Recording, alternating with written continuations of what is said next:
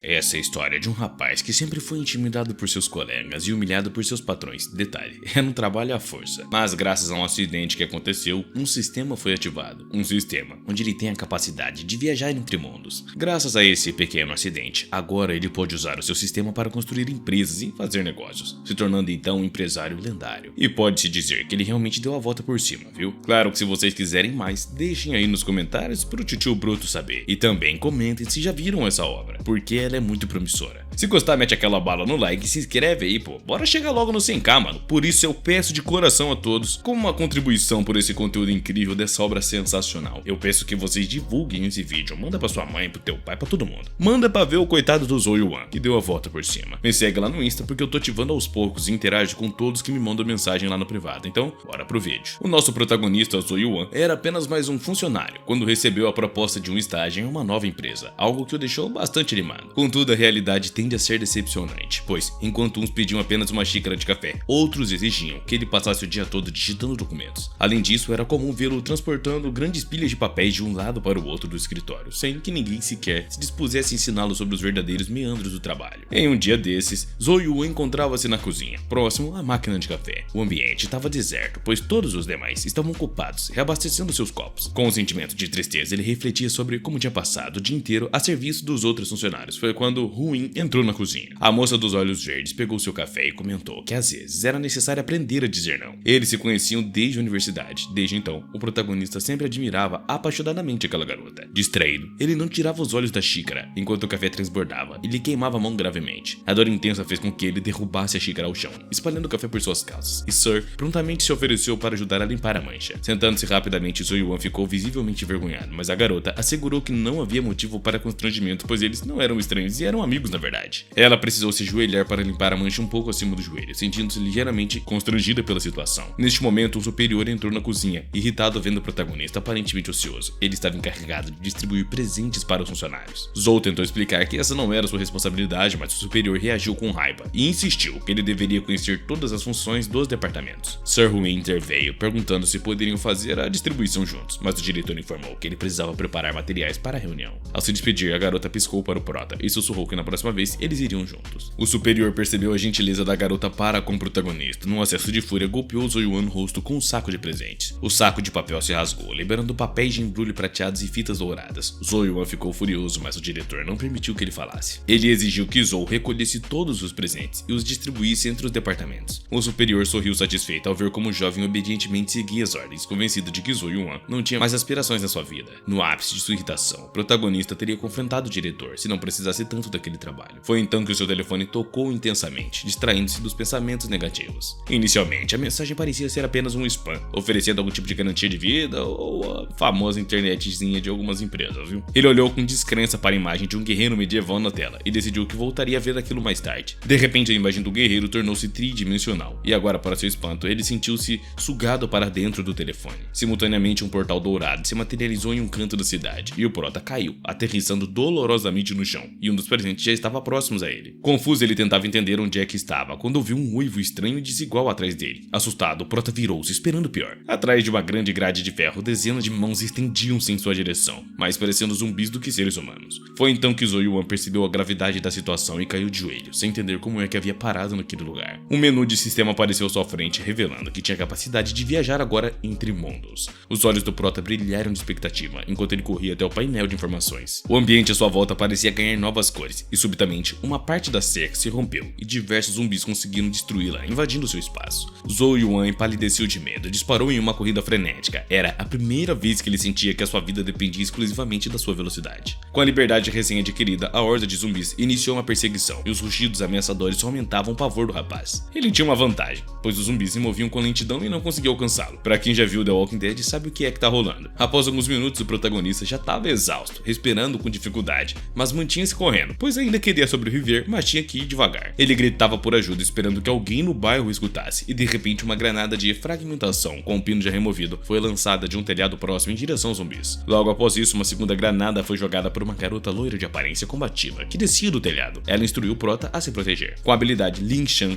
aterrissou e continuou em movimento, demonstrando estar acostumada com ações daquele tipo. A explosão resultante despedaçou os zumbis sem olhar para trás, e a garota sacou um pirulito e começou a usurpá-lo do nada. Zoyuan agradeceu a moça que apenas estava ali se deliciando com o pirulito, revelando que estava caçando zumbis. Sentindo-se profundamente grata, ele entregou à caçadora uma caixa de Levin, e ela, sem conhecer o conteúdo, cheirou cautelosamente. Após constatar que não era nada perigoso, arriscou uma pequena mordida, pois a simples mordida de Levin fez a garota soltar um grito de alegria. Zoe-Wan observava com um sorriso, percebendo que ela ainda não tinha chegado ao recheio. Visivelmente satisfeita, ela comentou um tanto quanto envergonhada sobre o delicioso sabor daquele alimento, e o Prota suspeitava de exagero, mas para sua surpresa, ela lhe entregou um pequeno lingote de ouro, afirmando ser o pagamento pelo Levin. Ela explicou que não podia aceitar o doce sem retribuir, e depois de saborear o pirulito, a guerreira sorriu e comentou que deveria aumentar o preço daquele negócio. Curioso, Zoe-Wan perguntou o nome da moça, e ela se virou rapidamente encarando o Prota com seus olhos azuis, nos quais ele se apaixonou na hora. Ela se apresentou como Lin Shan, e rapidamente o protagonista se entrosou com ela, e juntos chegaram ao mercado onde vendedores ofereciam diversas armas e alimentos energéticos. Zoe-Wan posicionou 6 tipos de bolos ao seu lado e começou a chamar os transuentes, oferecendo o tipo de Levin para venda. Alguns mostraram interesse imediato, e um comentou que o seu avô sempre mencionava esse tipo de comida, e o outro quis saber o preço do doce. Sem hesitar, o Prota respondeu que 1 grama do antigo e curativo produto equivalia a 1 grama de ouro. Os compradores murmuraram insatisfeitos, e um deles exclamou que ninguém pagaria tal preço por um pedaço de doce. No entanto, o Prota se manteve firme, argumentando que a vida é única e que no dia seguinte todos se arrependeriam de não ter provado o bolo. Um homem barbudo se aproximou, entregando 50 gramas de ouro, e solicitou metade do antigo manjar. Os demais compradores invejavam o mercenário por ser tão abastado e capaz de gastar tanto assim por nada. Diferente dos outros, o homem conhecia bem o valor daquele bolo que adquirira. Sentia-se no paraíso, e o ouro gasto valia cada centavo. O mercenário rapidamente apreciou o esplendor do bolo e entregou outro lingote de ouro de 100 gramas ao vendedor, pedindo 2 metades de sabores diferentes. Logo depois, outros clientes correram para comprar, cada um solicitando um pedaço do bolo. Após gastarem um pouco de ouro, os 3 clientes se deleitaram com os imaculados bolos antigos, pois jamais haviam provado nada similar. Ao cair da noite, a movimentação do comerciante diminuía, e nesse ponto Zoe-Wan havia vendido uma quantidade significativa de bolo e se sentia satisfeito. Em poucas horas, a sua bolsa estava repleta com quase 60 gramas de ouro, quase 1 quilo de ouro, e o som das moedas tirintando alegrava o jovem vendedor. Rapidamente, o Prota calculou que em poucos meses praticando aquele tipo de comércio poderia ganhar uma quantia normalmente alta, que levaria cerca de 3 anos para acumular. Contudo, de forma abrupta, sua alegria foi interrompida como uma faca afiada foi cravada sobre as suas costelas. Diga-se de passagem que esse maluco aí não tem um pingo de sorte. O sorriso desapareceu instantaneamente do seu rosto ao ouvir uma voz rouca ordenando que ele não se mexesse. O agressor encapuzado sorriu com satisfação e revelou ao jovem assustado que um certo Lau estava interessado nele há algum tempo. E Wan ficou petrificado pelo medo. Infelizmente, o bandido não tinha intenções de liberá-lo facilmente. Ele teria que entregar todo o ouro que havia obtido com tanto esforço. O homem parecia ler os seus pensamentos e exclamou que nada salvaria Zou, e ele não teria chance mesmo de sobreviver. Desesperado, o Prota acessou o menu do sistema e optou por retornar ao seu mundo. Gritou imediatamente, desejando voltar, enquanto a lâmina quase tocava o seu rosto. E no mesmo instante, um portal dourado surgiu à sua frente, e ele saltou para dentro do mesmo. Um mercenário frustrado tentou detê-lo. Para sua surpresa, o estranho círculo amarelo desapareceu junto com sua vítima, e o homem, olhando ao redor, procurava o Prota, que já não estava mais lá. Enquanto isso, Zoe-Wan encontrava-se em seu próprio apartamento, lançado pelo portal diante de uma grande televisão.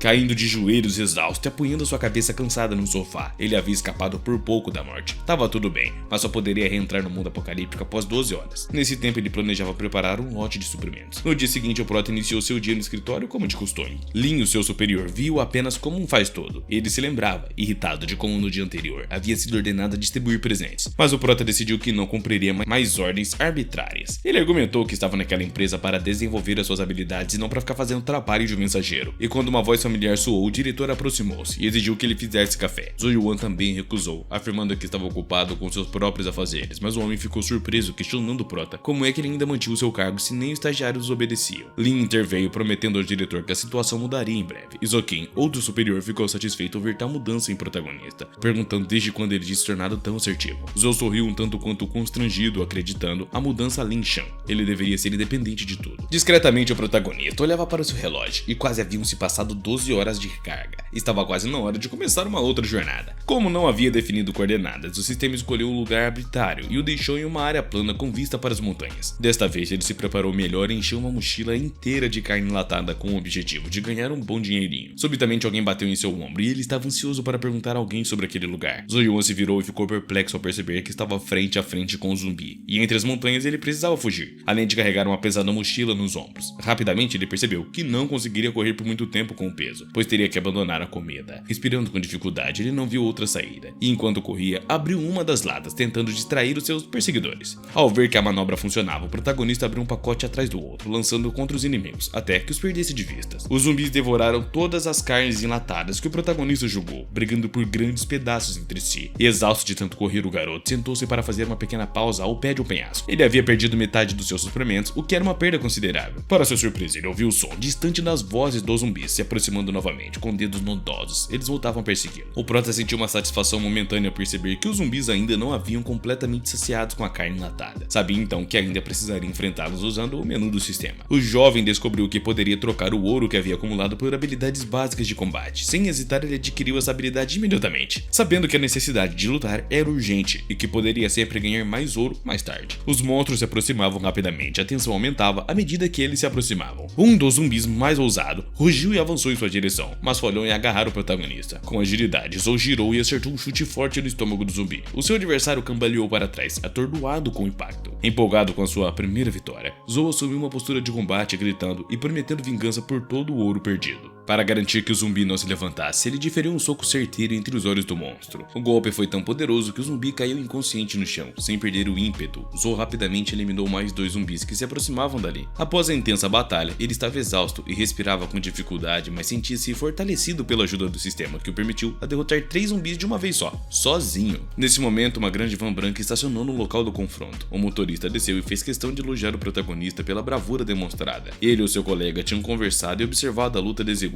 Estavam prontos para intervir, mas o protagonista conseguiu se virar sozinho. Curioso, o prota perguntou aos estranhos quem é que eles eram, e o homem de macacão respondeu com orgulho que eram caçadores. Subitamente, um ruído estranho e crescente ecoou ao longe, e o homem alertou que outro grupo de monstros estava a caminho, e ligou o motor da van, instando o protagonista a se apressar, pois não estavam com tempo para a conversinha fiada. Com experiência recente em lidar com zumbis, o protagonista não hesitou, e saltou rapidamente para dentro da van. O veículo partiu no momento exato, com os zumbis já muito próximos do para-choque traseiro. No interior da van, um dos caçadores entregou ao protagonista um rifle de assalto, expressando a esperança de que ele soubesse usar aquela arma, já que havia munições caras demais. Enquanto o protagonista murmurava uma resposta, o caçador, habilidosamente, abatia os 3 zumbis mais rápidos com um tiro preciso na testa. Zou rapidamente percebeu que naquele mundo a precisão era crucial para sobreviver, e infelizmente, ele não tinha habilidade com arma. O motorista o encorajava pela janela traseira, gritando que os zumbis não seriam derrotados por si só, pois precisavam ser atingidos para tal ato. Diante da realidade de que o uso não autorizado de armas poderia levar a sérias consequências em seu mundo, o protagonista enfrentava ali um dilema. A solução se apresentou clara. Por 100 pontos, o sistema lhe concedeu uma habilidade básica no manuseio de armas. Zou pegou seu rifle de assalto e mirou no zumbi mais próximo. Seus movimentos eram automatizados, e ele abatia os zumbis que corriam atrás da van com a mesma precisão que seu companheiro experiente na tarefa. No entanto, enfrentaram um monstro peculiar, contra o qual as balas simplesmente ricocheteavam. Este também se movia mais rápido do que os demais. Zou perguntou sobre a criatura que foi identificada como zumbi de level 2, muito mais resistente e perigoso do que os outros. O monstro escuro alcançou o veículo em que estavam, e ambos perceberam que o confronto decisivo se aproximava. O gigante zumbi agarrou o caçador e o protagonista pelo pescoço, que o arrancou da van com muita força, uma força impressionante, quase sufocando com seu aperto metálico. Com violência, ele jogou Zou Yuan ao solo, fazendo com que as nuvens de terra se levantassem ao redor. O caçador entendeu que poderia ser o seu fim, pois o monstro continuava furioso, e percebendo que a sua presa ainda respirava, tentando estrangulá-lo.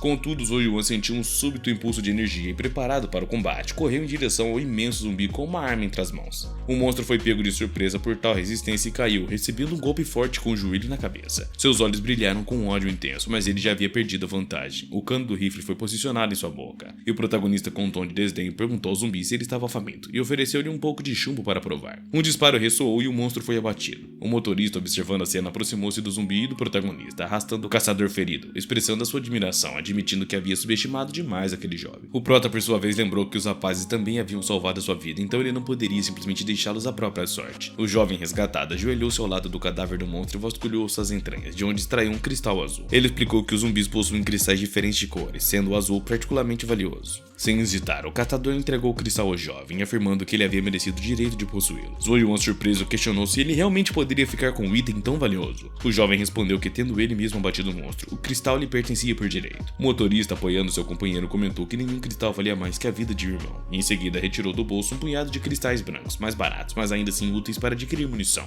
Refletindo sobre o sistema de obtenção de cristais e os preços variados das pedras, Zoyuan percebeu que a vida de caçador poderia ser muito lucrativa naquele mundo. O motorista tirou de seus pensamentos com um tapinha amigável no ombro, surpreendendo o prota. O motorista então convidou o protagonista, que ainda estava indeciso sobre seu futuro, para se juntar a eles, elogiando as suas habilidades de caçador, oferecendo-se para levá-lo à cidade mais próxima. Todos embarcaram na van, que partiu lentamente, deixando marcas profundas na terra que soltava do vale montanhoso. Zoyuan contemplava o cristal azul, suspeitando que ele continha algum tipo de energia, e nesse momento o sistema foi ativado, revelando que os cristais obtidos dos monstros poderiam ser trocados por pontos de experiência. Ele confirmou a troca e instantaneamente o cristal azul começou a dissolver-se no ar, movendo-se em direção a uma tela transparente que concedia 100 pontos. O jovem mal conseguia acreditar que um cristal tão pequeno pudesse valer 100 gramas de ouro. O sistema também detectou o excesso de carga que ele carregava e ofereceu a troca de 100 pontos por 1 metro quadrado de espaço adicional, uma descoberta que deixou ele bastante satisfeito, pois a mochila espacial agora seria extremamente útil. Com o ouro já pesando em seus bolsos, o motorista parou a van e mostrou o caminho para a cidade, que passava por um sombrio campo de refugiados. A grande maioria das pessoas residia em tendas improvisadas, enquanto outros adaptavam reboques para servir como moradias temporárias. Pela estrada era comum ver indivíduos em trajes esfarrapados, sofrendo com a fome a ponto de submeterem a trocas desesperadas, oferecendo até mesmo,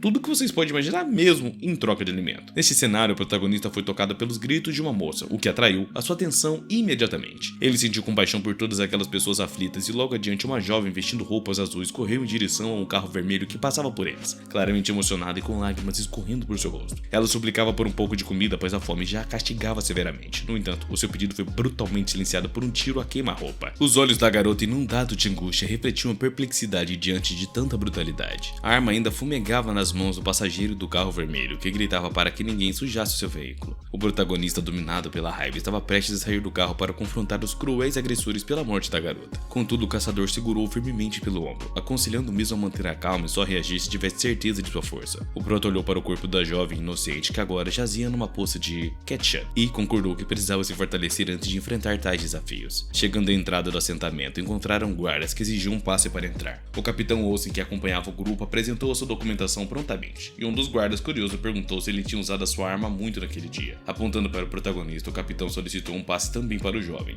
Eles então adentraram o assentamento, que era protegido por um duplo perímetro defensivo entre torres de vigilância, indicando uma estrutura bem organizada para a proteção dos seus habitantes. Zoyuan agradeceu ao capitão pelo passe e este, com um sorriso, desejou-lhes boa sorte, informando que a sua base ficava em um outro local. Zoyuan acenou alegremente para a van, enquanto o caçador se despedia com o aceno. No interior do assentamento, Zoyuan tirou de sua mochila uma lata de carne bovina. Ele sabia que era um momento oportuno para negociar, pois esperava que aquele simples alimento pudesse ser trocado por algo tão valioso quanto uma sacola de ouro. O mercado local estava efervescente, com pessoas negociando os mais variados itens possíveis. Um homem oferecia um grande jipe com um desconto de 70%, enquanto um jovem de camiseta branca se recusava a trocar um álcool raro de Era Puck por 3 cristais azuis. Zoyuan observava o leilão com interesse, percebendo que ali era possível comprar e vender praticamente qualquer coisa. Subitamente, um homem robusto interpelou o protagonista, pedindo que ele parasse por um momento. A abordagem não foi do agrado de Zoyuan, e o homem então sacou um fuzil de assalto sorrindo, comentando que Zoyuan parecia bastante próspero. Surpreso, o prota questionou como era possível alguém tentar um roubo em plena luz do dia com uma arma tão ostensiva. O homem se revelou um traficante de armas, tremendo de medo. O protagonista indagou o que aquilo tinha a ver com ele, querendo se afastar rapidamente da situação. O vendedor, notando o desconforto do jovem, apontou para o balcão de arma, oferecendo para vender algo ao prota, que olhou incrédulo para a metralhadora, perguntando se o comerciante não tinha medo das consequências de vender armas. O homem apenas riu, alegando que todos deveriam ter uma arma, e ofereceu o fuzil de assalto por 5 cristais azuis, com desconto de 20% por familiaridade. Infelizmente para o vendedor, o protagonista não possuía nenhum cristal e nem ouro, e a proposta, portanto, era inviável. Irritado, o homem então exigiu pelo menos 200 batatas em troca do rifle, e o protagonista, sentindo-se culpado, admitiu não ter batatas também.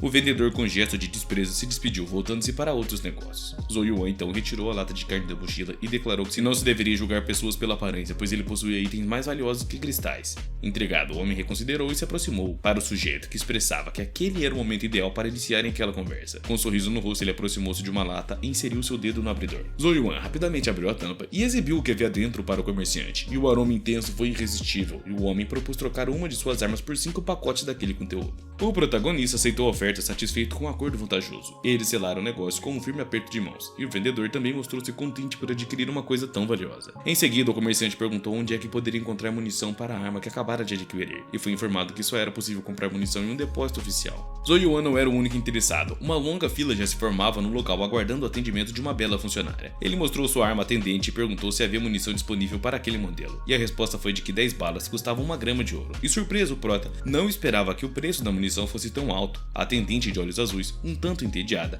comentou que uma bala poderia salvar a sua vida, mas ele não era obrigado a comprá-la não. Desafiador, o protagonista retirou um grande lingote de ouro perguntando quantas munições obteria com aquele negócio. A expressão da vendedora mudou imediatamente, e ela prontamente lhe entregou 3 caixas pequenas de madeira cheias de munições. Envergonhada, ela retirou um cartão de visita do decote e sugeriu que ele entrasse em contato sempre que precisasse de mais munições, garantindo que poderia fornecer qualquer quantidade. Zoe-Wan examinou o cartão confuso, percebendo que naquele mundo o dinheiro realmente podia comprar qualquer coisa. Ao chegar em casa, ele depositou as suas compras sobre a mesa, submetralhadoras e rifles automáticos que mal cabiam no espaço disponível. Avaliando seu arsenal inicial, Zoe-Wan concluiu que era suficiente por enquanto, mas sabia que precisaria expandir os negócios em breve. Foi então que ouviu batidas insistentes na porta, deixando ele surpreso sem saber quem é que poderia ser. Correu para a mesa tentando esconder as armas, olhando ao redor, desesperado, enquanto uma voz feminina, bastante familiar, soava do outro lado. A garota anunciou-se através da porta, dizendo que havia vindo visitá-lo. O protagonista, em pânico, tentava esconder as armas e as munições enquanto pedia que ela esperasse um mísero momento. Apesar dos seus esforços, as pontas das armas insistiam em aparecer, e sem opções o único lugar que restava para esconder uma arma era sob a cama. E após ocultar o arsenal, correu para abrir a porta, permitindo que a sua amiga entrasse. Ela esperou pacientemente enquanto o protagonista questionava o motivo de sua visita. A ruiva explicou que havia cozinhado demais e trouxeram um pouco para ele, sorrindo, perguntando por que ele demorou tanto para abrir a porta. Pegando a comida, o protagonista foi até a geladeira, em um espaço apertado para 2 pessoas. Colocando os alimentos lá dentro, ele não pôde deixar de notar que ela cozinhava muito bem. O rapaz lançou um olhar furtivo para a Ruin, que estava ao lado da pia, pensando que seria agradável viver com ela. Zoe-Wan poderia chegar do trabalho todos os dias vestindo um terno escuro bem cortado e anunciar a sua chegada em casa. E a sua amada esposa perguntaria o que ele gostaria primeiro, se um banho quente ou um jantar. Ele imaginava a garota usando um vestido curto que delineava suas formas voluptuosas, oferecendo-se um lugar de refeição. Bom, num casamento a parada do banho é mentira, do jantar até realidade. Sentada na cama, a moça questionou se havia obscenidades escritas no banheiro masculino, e o protagonista com um sorriso tranquilizou-a, dizendo que gostava da sua companhia e que em seu apartamento não havia nada dessas coisas. A visita, notando um par de chinelos azuis pequenos, questionou irritado o que aquilo significava, e o rapaz horrorizado percebeu que o cano do rifle automático estava visível sob a cama. Não havia saída. O protagonista não poderia deixar que ela descobrisse o seu arsenal, e num impulso, lançou-se sobre a moça surpresa, e eles nunca haviam estado tão próximos. Ele a fez corar ao mesmo tempo em que se mobilizava sobre ela na cama, e ao perceber a situação, sentiu-se ainda mais envergonhado. Com esforço, a garota empurrou o prota para longe, e o mesmo se desculpou, alegando que estava perdido e que havia perdido a compostura diante da sua beleza. Ainda constrangida, ela se levantou, evitando olhar diretamente para ele, dizendo que estava tudo bem antes de sair do apartamento. Zoe-Wan ficou abatido, pensando que havia salvado as suas armas, mas perdido sua reputação, e temia que ela agora o detestasse. Para sua surpresa, ao se despedir na porta, a garota, ainda envergonhada, confessou que ficou feliz em ouvir aquelas palavras vindo do prota. As portas se fecharam com um estrondo e ela se foi, e o protagonista permaneceu em silêncio por vários minutos, confuso, mal podendo acreditar que aqueles sentimentos eram mútuos. Ele batia nas próprias bochechas, tentando voltar à realidade, pois era hora de se preparar para a transição para um outro mundo. Pensando em como poderia ganhar dinheiro, passeava pela cidade. Comprar conservas em grande quantidade atrairia muita atenção, mas logo viu um homem ao lado de um caminhão cheio de sacos de batata, oferecendo-se para vendê-los. Zoe-Wan considerou que essa não era uma má ideia, pois o lucro seria pequeno, mas poderia comprar as batatas em qualquer quantidade. Além disso, o vendedor estava disposto a dar um desconto de 20%, pois o seu comércio não estava indo muito bem. Avaliando a qualidade das batatas, o prota então decidiu que as compraria sim. E o vendedor, percebendo a aparência frágil do jovem, rasgou suas próprias roupas, revelando um torso musculoso, numa tentativa de impressioná-lo. Uma vez fechado o negócio, Zoe-Wan lamentou não ter perguntado antes a quantidade exata da mercadoria. Seu quarto agora estava cheio de batatas até o teto, e ele se perguntava se conseguiria vendê-las a tempo. Quando Zoe-Wan chegou ao mercado no cenário pós-apocalíptico, as barracas já estavam todas abertas e o comércio fluía intensamente. Ele trazia consigo uma mochila repleta de batatas e se questionava sobre o que é que poderia obter em troca delas. Durante sua busca, Zoe-Wan se deparou com uma pequena oficina de ferreiro situada em um dos cantos do mercado, o que surpreendeu ele bastante. Ele pensava que ninguém mais necessitaria de espadas em um mundo como aquele. No local, um robusto ferreiro trabalhava, o metal incandescente com golpes firmes e contínuos, anunciando em altos brados que possuía as melhores armas da região. Curioso, o protagonista se aproximou, questionando se era comum que os caçadores adquirirem armas brancas. O ferreiro explicou que os disparos de armas de fogo atraíam zumbis, e que aquelas armas requeriam uma manutenção frequente, o que fazia com que espadas e adagas fossem mais práticas em muitos casos. Impressionado com essa revelação, o protagonista considerou a possibilidade de adquirir uma espada ou uma adaga, algo que poderia aprender a manusear com rapidez. Seu interesse foi capturado por uma alabarda de haste curta, e ele não hesitou em perguntar o preço. O ferreiro, por sua vez, mostrou interesse em algo que pudesse saciar o seu apetite. Zoe-Wan rapidamente mencionou as batatas que carregava, capturando a atenção do homem. E assim que o ferreiro pegou uma das batatas, os seus olhos brilharam de contentamento, exclamando maravilhado com a qualidade delas. As lembranças de tempos mais simples quase levaram o homem às lágrimas. Em troca, o ferreiro se ofereceu para dar ao protagonista a melhor katana de sua loja. Ele tirou a espada da bainha, mostrando ao jovem, enquanto explicava que era uma de suas melhores obras, com cristais incrustados na lâmina para aumentar o dano infligido. Além disso, a espada tinha uma característica especial, tornava-se mais afiada à medida que matava mais zumbis. Zoyuan mal podia conter sua empolgação ao negociar uma arma tão poderosa por apenas um saco de batatas. Sem perder mais tempo, ele acessou o menu do sistema e trocou 100 pontos de experiência pela habilidade básica no manuseio de espada. Agora, sentindo-se muito mais seguro com a espada em mãos, o protagonista decidiu testar a sua nova arma em um bosque denso nas proximidades. Não demorou muito para que os zumbis detectassem sua presença e avançassem sobre ele com gritos selvagens. Com um movimento ágil, Zoyuan desembainhou a espada e sorriu, sabendo que os zumbis não sabiam distinguir entre presas fáceis e um verdadeiro caçador. Virando-se rapidamente, ele decapitou o primeiro zumbi com um golpe limpo e repetiu o feito com o segundo. Em segundos, os perigosos monstros jaziam no chão, com sangue ainda escorrendo da lâmina afiada. Zoyuan examinou a katana que brilhava tanto que poderia ser usada como um espelho. Seguindo o conselho de um caçador experiente, ele se aproximou de um dos zumbis decapitados para revistar o corpo. Esses zumbis não eram muito fortes, mas ele conseguiu encontrar apenas um cristal branco. De repente, o silêncio da floresta foi quebrado por um disparo. Uma bala disparada de uma pequena pistola acertou a cabeça de um monstro que tentava fugir. Zoyuan então avistou uma caçadora vestida com uma blusa preta e shorts, lamentando a falta de cristais suficientes para comprar mais munição. No momento em que ele recarregava sua arma, o zumbi maior e feroz surgiu atrás de uma árvore, cheirando a carne fresca e estendendo a sua longa língua. O zumbi enrolou sua língua no pulso de Zoyuan e a puxou em sua direção, e a moça relaxou a mão devido ao tranco. A cartucheira caiu no chão com um barulho forte e os cartuchos foram ouvidos que se espalharam. A caçadora ofegou de medo, consciente de que em segundos essa criatura a devoraria. O zumbi segurou a garota pela cintura e começou a gritar cada vez mais alto, aterrorizada, enquanto era levada em direção às árvores. Mesmo com toda sua força, o protagonista não conseguiu se libertar, e o zumbi pressionou os cotovelos dela contra as costelas com a língua. Não apenas circulava o seu torso, mas também tentava lamber as suas bochechas. A caçadora fez uma expressão de repulsa, gritando por ajuda, com todas as suas forças e chutando o ar com as pernas, na tentativa de se libertar. No entanto, o aperto era seguro. Zoyuan correu para salvar a garota o mais rápido que pôde, com sua espada em mãos. Ele avançou em direção ao inimigo com um ataque rápido de sua espada, e Zoyuan cortou a língua do zumbi, na qual jorrou um líquido verde e mal cheiroso. O zumbi começou a gritar de dor, percebendo que havia perdido sua principal arma contra os humanos, e animado com a vitória rápida, o rapaz prometeu seguir em frente, avançando na esperança de derrotar o monstro com um golpe definitivo. Contudo, o zumbi já havia regenerado completamente sua língua tentacular e contra-atacou o jovem guerreiro. O monstro rapidamente envolveu a lâmina afiada de vários ângulos, e Zoyuan percebeu que estava diante de um adversário muito poderoso. O tentáculo se esticou em direção à floresta, desenrolando-se pelo caminho, ao qual o jovem ficou horrorizado ao ver a sua katana ser lançada para dentro da mata. O monstro gargalhou vitorioso e, em vez de uma, ele agora tira uma segunda vítima em potencial, que também não conseguia se ocultar. De repente, várias balas de grande calibre atingiram o corpo do zumbi, e o zumbi olhou confuso ao redor, pois não conseguia acreditar no que estava acontecendo. Yuan agora ria, avisando o monstro cansado que tinha armas. Inclinado sobre o corpo do jovem, satisfeito consigo mesmo, pegou um cristal azul de nível 2. Ele havia usado relativamente pouca munição. De repente, o garoto se lembrou do motivo de estar ali. Virou-se para ver a caçadora que jazia no chão sem mostrar sinais de vidas, o seu corpo todo salpicado de gotas de líquido verde. Zoyuan sabia que essa substância poderia ser muito venenosa e que deveria ser lavada imediatamente com água corrente. Por sorte, havia um rio perto da montanha ali. O jovem levou a garota até a água e lavou o líquido verde de seu corpo, e após algum tempo, a garota começou a recuperar a consciência, e como a sua roupa estava estragada, o rapaz cobriu com algumas outras suas. Ao acordar, a caçadora ficou surpresa ao ver que estava apenas de shorts. Imediatamente, ela corou, cobrindo-se enquanto gritava que isso não deveria ter ocorrido, e o protagonista ficou aliviado ao ver que a garota estava bem. Ele estava em pé atrás dela, com o peito nu, e o jovem se apresentou à caçadora. A garota indignada atirou a primeira pedra que encontrou em seu salvador e perguntou por que ele estava daquele jeito. Zoyuan facilmente segurou a pedra e explicou sorrindo que todo o corpo dela estava envenenado, então ele precisou lavá-la ali mesmo. A garota escondeu o rosto envergonhada, pois ela não queria acreditar que o jovem havia lavado todo o seu corpo. Zoyuan disse que só lavou até a cintura e que de qualquer forma não fazia muita diferença, pois a garota estava a ponto de morrer de vergonha. Um estranho tinha visto ela daquele jeito, e o jovem então disse que tinha cozido 2 batatas e ofereceu-as ao estranho como um pedido de desculpas, exclamando que o seu corpo valia mais do que batatas. A caçadora deixou de estar irritada e parecia completamente tranquila. A comida tinha um sabor excelente, e o jovem passou o saleiro, se oferecendo para adicionar sal. A garota ficou ainda mais surpresa. Há muito tempo não via sal. Pegando um pouco, ela temperou metade de uma batata e comentou que o sal era muito valorizado no mercado da cidade.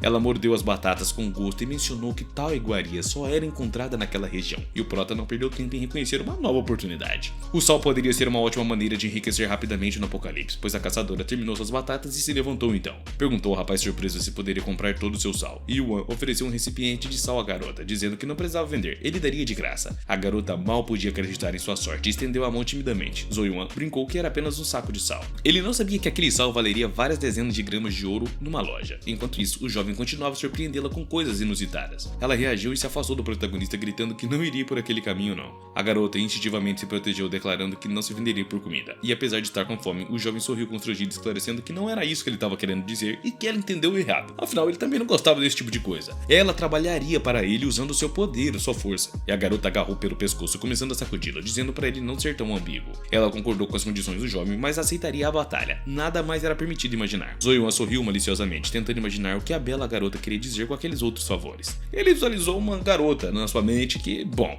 né? A Amazona percebeu imediatamente que ele tinha um olhar muito estranho e suspeitou que o jovem estivesse fazendo uma representação inadequada. Seus punhos se fecharam automaticamente. A garota o agarrou pela garganta com tanta força que os olhos do rapaz quase saltaram, e depois de desabafar um pouco, os caçadores adentraram na floresta. Yuan comentou que só tinha visto zumbis de nível 1 e 2, e a garota explicou que os monstros são divididos em 9 níveis, mas naquela área só eram encontrados até o nível 3. O jovem percebeu que só conhecia 8 níveis. Perguntou de onde surgiram o 9º nível. Acontece que o nível 9 pode manifestar-se de maneiras muito diferentes. Se tiver sorte, ele pode ter a força de um zumbi de nível 1, por outro lado, o caçador pode se deparar com uma criatura mais forte do que um monstro de nível 8. No campo de refugiados, um homem cochilava sentado debaixo de uma árvore, com moscas voando ao redor dele, e o jovem tapou o nariz, reclamando do odor terrível. A garota explicou que os refugiados sofrem frequentemente com a escassez de água e que não se lavam por semanas. O jovem perguntou há quanto tempo ela não se banhava com água e a garota gritou indignada que se lavava frequentemente no rio, e o prota apenas deu risada. Nesse momento, uma garota de cabelos brancos correu em direção ao caçador e assinou. Ela estava feliz em ver a garota, que estava viva e bem. A garota de óculos estava ansiosa para mostrar as suas novidades. Ela mostrou a Amazona um painel solar que havia conseguido, explicando que o dispositivo poderia ser usado para gerar energia. De repente, Yuan notou que a sua tutora inclinara a cabeça de uma forma estranha, como se estivesse contendo algo, e nesse momento, a garota de óculos começou a desmaiar. O jovem percebeu que ela estava desmaiando e correu para segurá-la, levantou Wen e ajudou a se sentar. Quando abriu os olhos, ela admitiu relutantemente que estava com muita fome e mal conseguia se manter em pé. Imediatamente, o prota lhe ofereceu uma batata e sorriu. Os olhos da garota brilharam de alegria, pois fazia muito tempo que ela não comia uma coisa daquelas. Yuan perguntou ao seu companheiro o nome da moça, ao qual a garota, olhando para a outra garota, disse que ela era sua vizinha. Naquele momento, a própria vizinha sorriu gentilmente e se apresentou como programadora chamada Wen. Shun cruzou os braços com desdenho e declarou que todos aqueles dispositivos eletrônicos eram completamente inúteis, e Wen ficou surpresa, pois sua amiga raramente era tão direta com ela. A programadora abaixou a cabeça quase chorando e teve que aceitar que as batatas eram mais valiosas do que qualquer programa. Zoeyuan interveio na conversa perguntando sobre que tipo de programa estavam falando. Ele até considerou trocar batatas por eles. Fazia certo sentido, na verdade. Muitas pessoas desperdiçavam seus talentos e ele esperava fazer negócio com elas. O programador mostrou um pendrive. Nele havia um programa chamado Evolution, que permitia evoluir por conta própria. Essa ideia intrigou o rapaz, que imediatamente teve várias ideias sobre como usar o software. Wen admitiu que o programa ainda não estava terminado, e ela provavelmente o abandonaria para se tornar uma caçadora. Zoeyuan teve uma ideia, colocando a mão no ombro da garota e prometeu dar-lhe comida se ela lhe terminasse o programa. Ixi, ficou estranho, viu? Wen concordou. Ela tinha em mente muitos programadores conhecidos, e um único problema era sua dieta. Zoeyuan exclamou que estava disposto a alimentar todos eles, e a garota chorou de felicidade, agradecendo sinceramente ao prota. Shuno, desafiadora, virou-se e exclamou furiosamente que por comida ela poderia encontrar caçadores zumbis, e o rapaz sorriu, informando que isso fazia parte dos seus planos. Se a garota encontrasse pessoas, conseguiria comida e armas. A garota não podia acreditar, parecia bom demais para ser verdade, ao qual o prota disse que não estava brincando. A mulher então não se conteve e se lançou em seu pescoço com alegria, exclamando que ele era de fato um homem muito interessante. Enquanto a protagonista tentava entender o que estava rolando, Shuno o abraçou ainda mais forte. Ela estava satisfeita por ter encontrado aquele cara, e no momento seguinte a garota já estava correndo alegremente, prometendo que em breve encontraria as pessoas que precisava. Meia hora depois, a caçadora trouxe consigo 6 combatentes. Infelizmente, esse número de homens não era o suficiente. O jovem perguntou incrédulo por que ela havia trazido tão poucas pessoas e disse que ela poderia ter feito melhor. A garota assegurou que aqueles caras eram muito habilidosos, e que se fossem alimentados o suficiente, caçariam ainda melhor. Zoeyuan mostrou as batatas de seu saco. Sai fora. Explicando que quanto mais se ajudassem, mais ganhariam. 2 rapazes ao lado de uma árvore discutiam incrédulo sobre as qualidades para a luta. Um deles mencionou a covardia do jovem. No mesmo segundo, a bala passou zumbindo perto das cabeças dos jovens e se alojou entre eles, no centro do tronco da árvore. Os meninos ficaram paralisados de horror e o protagonista olhou friamente para o seu esquadrão. Ainda saía fumaça de sua arma. O jovem disse que também poderia ser violento, e ambos os combatentes juraram imediatamente servi-lo fielmente. Com tanta comida, era um bom momento para caçar. Zoeyuan imediatamente se sentiu como um líder imortal, exclamando que primeiro precisava adquirir as armas. Enquanto isso, um casal de zumbis apaixonados caminhavam de mão dadas pela densa floresta, desavisados de qualquer perigo. Os tiros ecoaram quase ao mesmo tempo, e os corpos dos monstros foram despedaçados e espalhados pelo chão. Eles não tiveram nem chance. Esses caçadores eram competentes, e o protagonista teve que admitir que eles eram bons do que faziam. Após recolher 2 cristais cristais azuis dos cadáveres dos zumbis, o jovem pediu que da próxima vez mirassem na cabeça para economizar a munição, e de repente ele ouviu um barulho entre os arbustos. Um homem corpulento e descontente emergiu com sua espada, gritando que não era permitido a estranhos caçar no território da gangue dos lobos famintos. O homem reconheceu a caçadora, exclamando furioso que Chuno não poderia mais roubar o seu território. Homens armados surgiram dos dois lados da garota e o guerreiro sorriu, perguntando o que ele diria agora. De repente um pequeno grupo de inimigos se aproximou por trás. Um deles exigiu que os caçadores entregassem as suas armas. Zoyuan virou lentamente a cabeça sorrindo, dizendo que desde criança um homem deveria aprender a não apontar arma para os outros. Gritou que isso era muito rude e pulou em direção ao homem ofensivo, sacando sua katana da bainha. O oponente riu, dizendo que qualquer criança sabe que uma bala é mais rápida do que qualquer katana, dizendo que ele também não teria tempo para fazer nada. Mas no mesmo instante, a lâmina afiada cortou seu pulso e o jovem olhou surpreso para a pistola que caía de seus dedos. O mercenário caiu imediatamente no chão, agarrando o cotoco de braço de onde jorrava ketchup, lamentando e murmurando por ter perdido seu braço. Zoyuan franziu a testa, pedindo que ele dissesse ao seu chefe que a partir de agora os refugiados não obedeceriam mais a eles. Os próprios caçadores tremiam de medo ao verem seu chefe enfurecido. O homem lamentava que Zoyuan ainda fosse responsável por tudo isso. Seu chefe poderia massacrar zumbis sozinhos e ainda ordenava que os outros voltassem à base. Era hora de avisar o chefe a cuidar dos refugiados, e Zoyuan pediu que se eles demorassem. O homem tremia de medo. Ainda não sabia o que esperar, mas já estava entrando em pânico. O jovem sorriu, dizendo que ninguém os insultaria imponentemente, então pediu que entregasse tudo que os mercenários carregavam consigo. O homem ficou furioso, e isso era ainda pior do que ele esperava. Preferia morrer em batalha do que sofrer aquela humilhação. Os 5 mercenários foram obrigados a tirar todas as suas armaduras e dobrar ordenadamente os seus uniformes e provisões. Sentaram-se obedientemente de joelhos.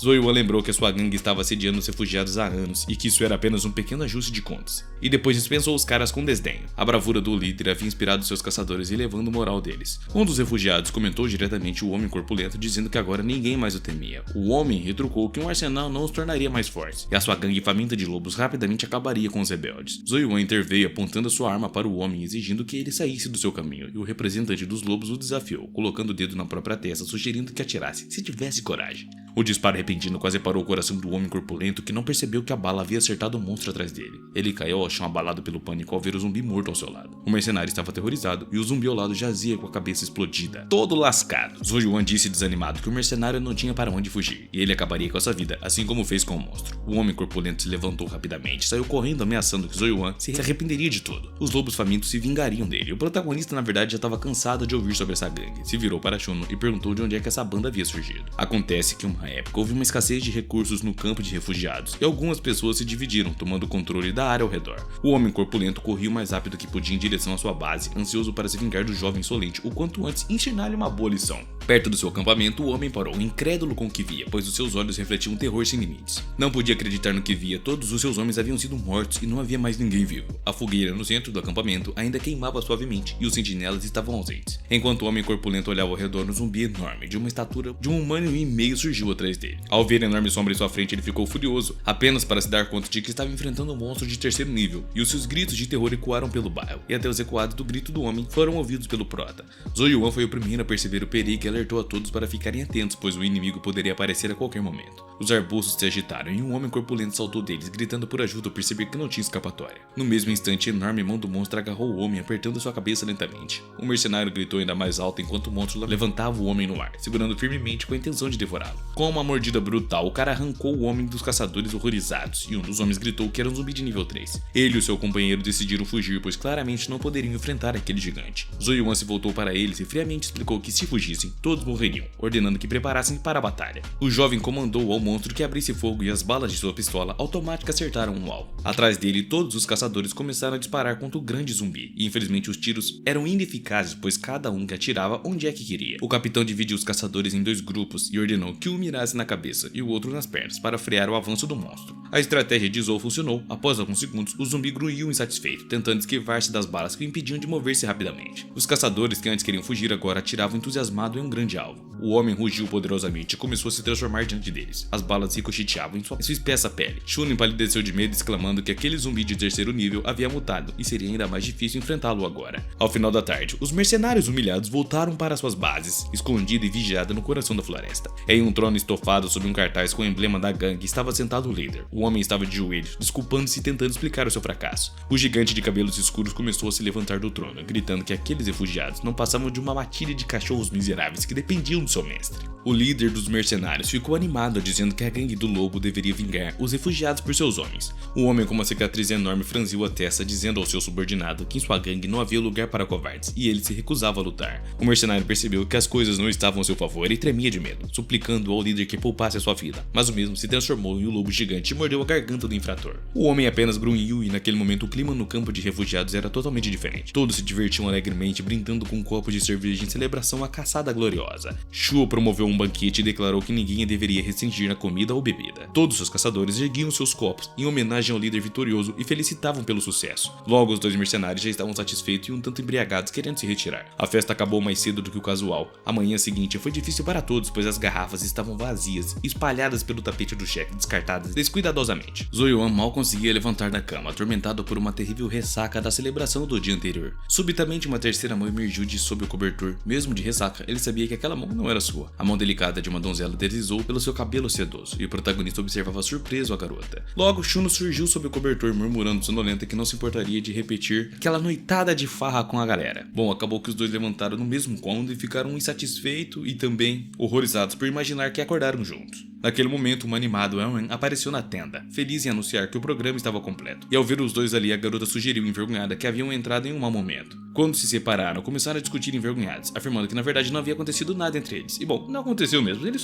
só estavam mais pra lá do que pra cá e acabaram desmaiando ali. A programadora sorriu e revelou que os dois haviam desmaiado na noite anterior e ela colocou eles juntos, pois só havia uma cama disponível, mas Shuno gritou indignada que não era necessário isso. Wenan explicou que eles haviam vomitado tudo na roupa e por isso precisou tirá-las e limpá-las. A caçadora continuou gritando que Wenan fez isso de propósito e apertou a bochecha da amiga. Quando todos se acalmaram, o programador se aproximou de Zou e lhe entregou um pendrive com o programa, assegurando que qualquer um poderia manuseá-lo. Zou suspeitou que ele estivesse tentando prejudicá-lo e comentou ressentido que frequentemente tinha que lidar com programas complicados, pois de qualquer forma ele conseguiu o que queria. O jovem sorriu apertando o pendrive em sua mão, e isso abria novas oportunidades de crescimento. O seu tempo no mundo do apocalipse havia terminado, e ele tinha que voltar ao seu escritório para fazer as suas tarefas habituais. Eles tinham que estar prontos até o final do dia, caso contrário, ele perderia o seu bônus, e o prota se afastou, assentindo com a cabeça. O gerente se afastou esboçando um sorriso discreto, pois sabia muito bem que aquilo representava uma semana inteira de trabalho no mínimo. O aprendiz agora tinha uma ocupação garantida. De repente o prota sentiu o pesado ombro de Sirhin pousar sobre sua cabeça, deixando-o paralisado de surpresa. A jovem se ofereceu para ajudar o prota com seu trabalho, pedindo desculpas por não ter feito isso antes devido aos outros compromissos que tinha. Zoyuan, constrangido, recusou, dizendo que não era necessário, pois a funcionária, surpresa com a rejeição, disse que ele poderia solicitar sua ajuda quando quisesse. Com a jovem afastada, Zou finalmente teve a chance de explorar o que o software do Wen podia fazer. A utilidade era notavelmente fácil de usar, e as instruções foram claras e suficientes para orientá-lo sobre como proceder. O desempenho do programa superou todas as suas expectativas. De acordo com o sistema, todo o trabalho que o diretor havia atribuído poderia ser completado em minutos, e o software ainda permitia uma conexão remota com outros computadores. Curioso, o prota começou a explorar para ver o que estava sendo feito por outros, e o software de Alop Laoxin atendeu bem às suas expectativas. Ele voltou a fixar os olhos no monitor, observando as irmãs do sistema. Subitamente, Zou viu Lin conversando com um funcionário de uma empresa concorrente, o que lhe pareceu muito suspeito. O jovem estava radiante por ter finalmente uma boa oportunidade de confrontar o responsável pelos insultos que sofreu sempre. 2 horas mais tarde, o próprio Lin entrou no escritório e anunciou que os aprendizes teriam um trabalho extra, urgentemente necessário. Os aprendizes suspiraram, já acostumados a não serem remunerados pelas suas horas extras e a terem seus trabalhos explorados sem reconhecimento. Mas o prota se levantou e exclamou em voz alta que estava apenas sendo forçado a fazer o trabalho de outros, e o diretor acusou de difamação. Zou espalhou as impressões pelo escritório e afirmou que todos poderiam verificar por si próprio. Os dois estagiários reconheceram imediatamente o projeto de outra empresa de jogos e ficaram ressentidos por estarem trabalhando gratuitamente para terceiros. A revelação não mudou nada, pois Lin, sem nenhum pudor, declarou que de qualquer forma os estagiários não contribuíam com nada para a empresa. Nesse momento, o diretor Chan apareceu e, após examinar o projeto, exigiu uma explicação de Lin, e este, em pânico, gaguejou tentando se defender, mas sem convencer ninguém. O diretor Chan prometeu que aplicaria uma punição justa e Lin tentou se justificar de novo, mas nesse instante, o diretor notou um movimento atrás de si, um mau presságio. Foi então que o protagonista apareceu. Ao se aproximar do diretor, anunciou que havia entregado sua carta de demissão, e logo após os outros estagiários também se pronunciaram desejando sair, e Lin ficou furioso. Todos os membros da equipe se foram, restando apenas o Sr. Shen e Lin Chun em silêncio, contemplando as mesas vazias. O homem afirmou que Lin tinha responsabilidade pelo ocorrido, pois foi por sua conduta que levou muitos a deixarem o projeto. O diretor esperou até o último momento antes de pedir a Lin que escrevesse a sua carta de demissão, e o mesmo caiu de joelhos, reconhecendo o fim de sua jornada ali na empresa. Ao sair, Zoyuan pediu desculpas aos colegas, pois sabia que a sua disputa pessoal com órgão diretor havia afetado a todos. Os ex-estagiários revelaram que Lin vinha os incomodando há bastante tempo e que era questão de tempo até que isso acabasse. Um dos rapazes comentou fazendo uma careta que agora precisariam buscar um novo emprego e o protagonista não sabia bem o que fazer a seguir. Ele sorriu compartilhando que tinha guardado um pouco de dinheiro e agora planejava se dedicar aos negócios e ficaria feliz em colaborar com eles. Os 3 rapazes ficaram empolgados com a proposta, principalmente após testemunharem sua habilidade para negócios. No dia seguinte, o jovem partiu para seu assentamento no mundo pós-apocalíptico, usando suas economias para adquirir alguns materiais. Com recursos o suficiente em mãos, era o momento de pensar em estabelecer o seu próprio negócio. De repente, Zoyuan ouviu o barulho de motores de moto e gritos. Virando-se confuso, um grupo de motoqueiros havia parado em frente à loja, e um deles gritou que uma garota estava em perigo. O prota não entendeu a explicação atropelada do motoqueiro e exigiu que esclarecessem exatamente o que estava acontecendo. Ficou sabendo que um grupo de lobos famintos tinha emboscado os caçadores durante um abastecimento. Não houve sobrevivente e eles haviam sido atraídos para uma densa floresta. Zoyuan subiu em uma das motos e instruiu que reunissem as pessoas. Ele cuidaria do resgate da garota e tremia de nervosismo. A garota não imaginava que os bandidos chegariam ao campo de refugiados. Enquanto ele esteve fora, acelerava ao máximo a sua moto, esportiva vermelha, percebendo que o tempo era crítico e curto. Enquanto isso, o Jeep amarelo, dirigido por Shun, cambaleava pela estrada florestal. 3 motoqueiros da gangue Lobos Famintos tentavam persegui-lo. Um deles gritou que ela não poderia deixar o território deles. E no início, tudo parecia estar indo bem para a garota, pois ela conseguiu escapar dos perseguidores pensando que eles estavam apenas brincando com ela. Alguns minutos depois, Shun percebeu que a situação havia se agravado, pois os motoqueiros começaram a cortar caminho, bloqueando o tráfego com as suas motos. Um dos mercenários, sorrindo, colocou as mãos no guidão e perguntou até onde que ela conseguiria ir. Seus 2 companheiros desceram das motos, um deles armado com uma pistola e o outro com bastão com pregos. De repente, uma explosão retumbante soou atrás do bandido, onde eles se viraram surpresos e pareceu que uma das motos havia explodido. Em pânico, perceberam que a garota não tinha relação com isso. Enquanto isso, um urso de pelúcia com pavio aceso surgiu de repente. O brinquedo atingiu o rosto de um dos jovens e um dos mercenários percebeu que era tarde demais. A surpresa que o brinquedo escondia não era tempo para alertar o outro. O urso, junto com a cabeça do bandido, foi meio que, bom, como eu posso dizer, cabum.